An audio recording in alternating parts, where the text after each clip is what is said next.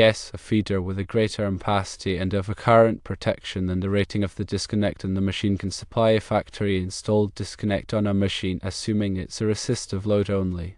To understand why, we need to delve into the principles of electrical distribution and the specific requirements outlined in the National Electrical Code, or NEC.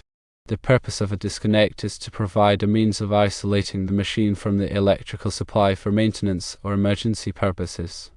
Its rating is based on the maximum current it is designed to safely interrupt or carry continuously. Now let's consider the feeder, which is the set of conductors that supply power from the source, like a panel board or transformer, to the disconnect.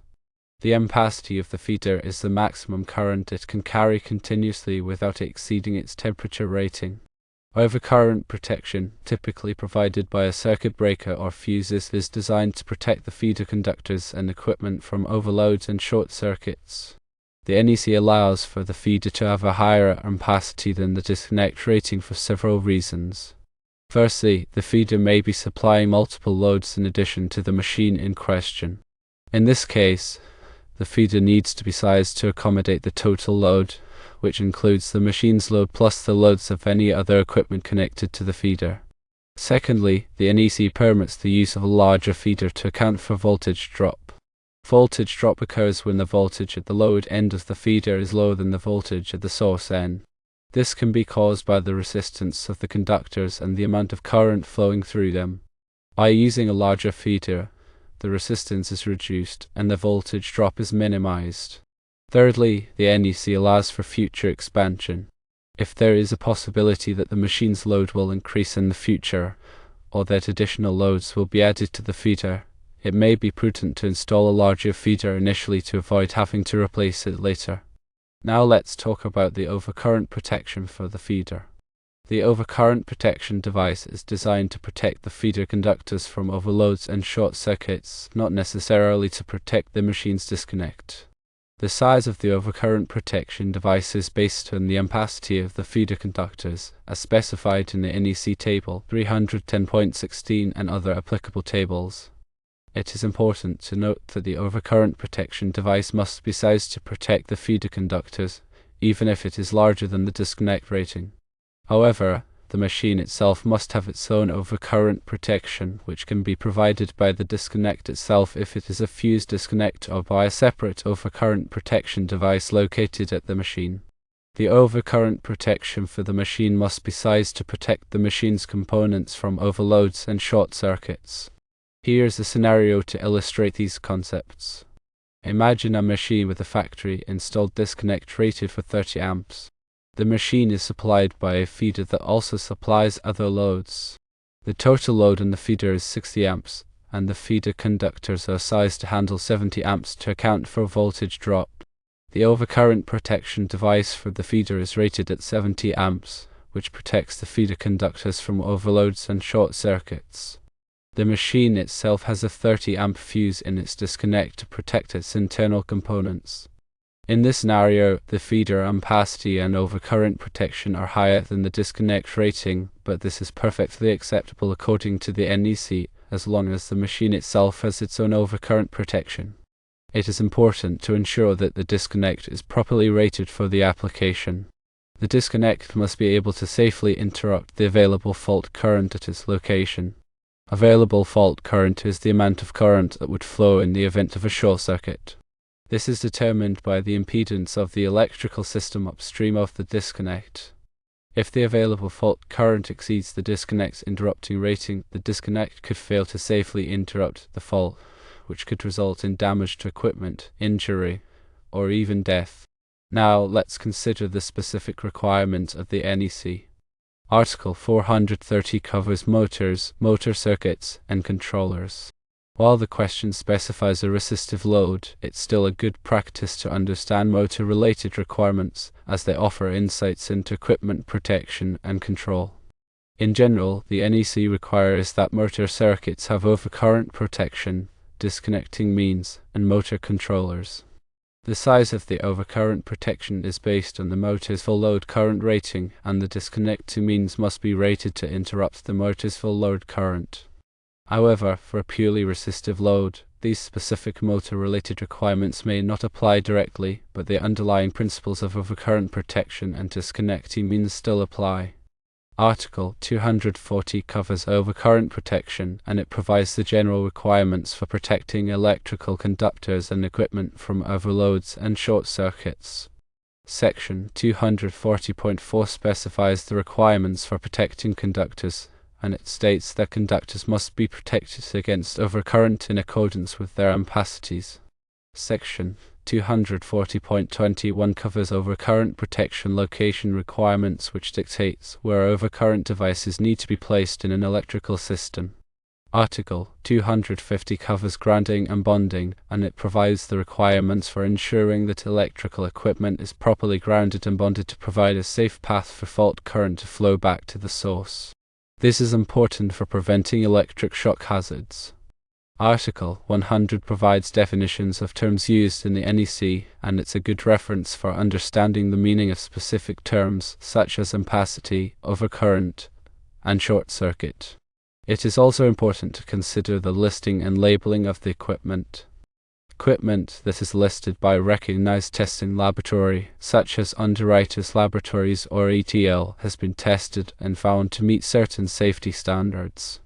The listing label indicates the equipment's rating, such as its voltage, current, and horsepower. When installing electrical equipment, it is important to follow the manufacturer's instructions and to use only listed and labeled equipment. In summary, while it is permissible for a feeder to have a higher ampacity and overcurrent protection than the rating of a factory-installed disconnect on a machine, it is crucial to ensure that the machine itself has its own overcurrent protection and that the disconnect is properly rated for the application.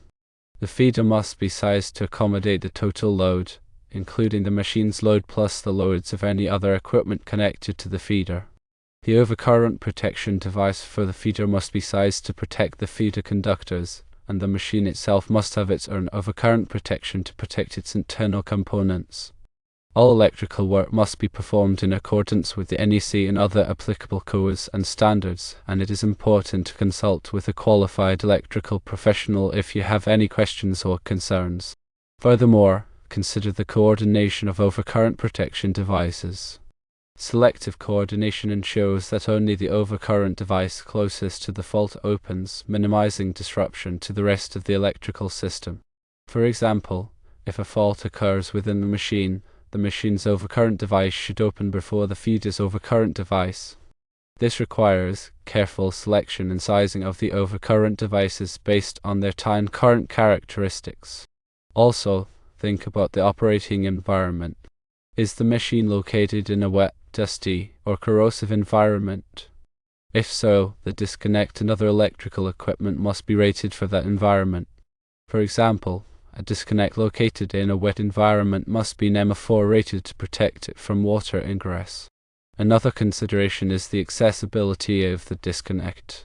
The NEC requires that disconnects be readily accessible, meaning that they must be located so that they can be easily reached without having to climb over or remove obstacles. This is important for safety, as it allows personnel to quickly disconnect the machine in the event of an emergency.